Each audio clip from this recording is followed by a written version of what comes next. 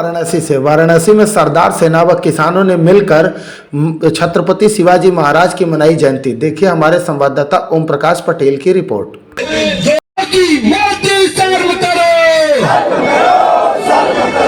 छत्रपति शिवाजी का यह अपमान तो हम लोग बनारस के जंगल तक पहुंचाएंगे और बनारस के लोग जो शिवाजी अपने जमीन के लिए और अपने जमीन के लिए हमेशा लड़ने का कार्य किए, राष्ट्र की एकता और अखंडता के लिए, चाहे वो कोई भी कितना भी शक्तिशाली हो, वो अगर स्वामी सहजानंद जी के नमन करते हुए साथियों, जैसा कि आप जानते हैं आज आपका ये कार्यक्रम एक बड़े स्वरूप में रमईपुर सब्जी मंडी पिंडरा में होने वाला था और इसकी अनुमति बकायदा जिला प्रशासन द्वारा दी गई थी। लगभग 4-5 मैदानों पर हम लोगों ने कार्यक्रम महाकुंभ हम लोग लगा करके छत्रपति शिवाजी महाराज की जयंती और स्वामी सहजानंद की जयंती 19 फरवरी से 22 फरवरी तक हम लोग किसान महाकुंभ लगा करके और किसानों पे जो कृषि प्रधान देश है उस किसानों पे हम लोग सृजनात्मक कार्य करना चाह रहे थे। पूरे देश के प्रगतिशील किसानों को बुला करके उनका स्टॉल लगा करके जो बनारस के पूर्वांचल के किसान जो परंपरागत खेती करते हैं उनको व्यवसायिक खेती की तरफ आया जाए, किसान समृद्ध हो सके। जो किसानी कभी समृद्धि का स्रोत थी वो किसानी फिर समृद्धि की स्रोत हो सके। धन्यवाद सर, मेरा नाम अशोक कुमार पटेल, सरदार सेना जिला वाराणसी। आज आप लोग का छत्रपति शिवाजी को लेकर जन्मदिन का प्रोग्राम होना था, तो क्या हुआ? इसके लिए सर हम लोगों ने पहले से बेकायदा जो भी विधि सम्मत होता है उसके लिए हम लोगों ने आवेदन किया था और हम लोगों को आवेदन का कार्यक्रम परमिशन की अनुमति मिल भी गई थी। लेकिन रात अचानक 12:30 बजे के लगभग स्थानीय पुलिस के लोग पहुंचते हैं, थाने के लोग पहुंचते हैं और कहते हैं कि आपका कार्यक्रम निरस्त कर दिया जाता है। ये कार्यक्रम कहाँ पर?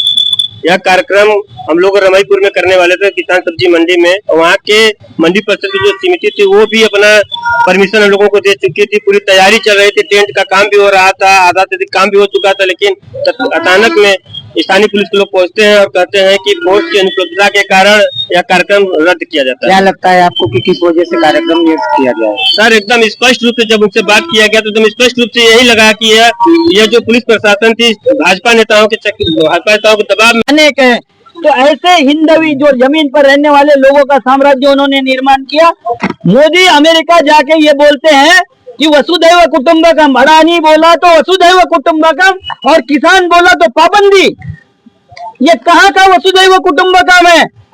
ये टोटल फ्रॉड हो रहा है, देश के साथ में फ्रॉड हो रहा है। हमको यहाँ आने के बाद ये पता चला कि ये धोखेबाजी करते हैं हर जगह। ये हमारे महापुरुषों को बेच के वोट पाते हैं, हमारे धर्म को बेच के वोट पाते हैं। हजारों लोग मर गए, करोड़ों लोगों ने स्नान किया, हमको पता है। मरे कितने इसका हमको पता नहीं, पुलवामा में RDX कहाँ से आया पता नहीं, हमको स्नान कितने किए इसका काउंटिंग कर दिया हमने। तो ऐसे जो देश विरोधी सरकार है, जो धर्म विरोधी सरकार है, महापुरुषों की विरोधी सरकार है, उसका हम चेहरा दिखाने के लिए आए। हमने भी चेहरा देख लिया।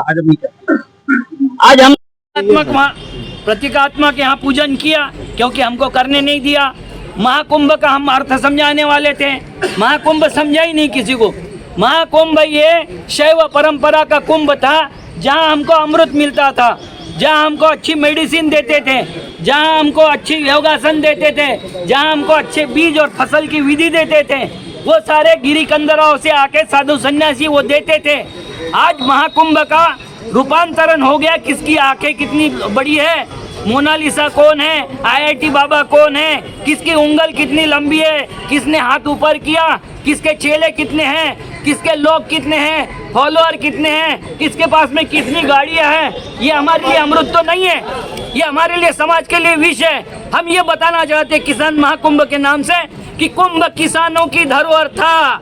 आपने लुटेरों ने, लुटेरी व्यवस्था ने किसान का अपहरण कर लिया, छत्रपति का अपहरण कर लिया, सहजानंद सरस्वती जी का भी अपहरण कर लिया।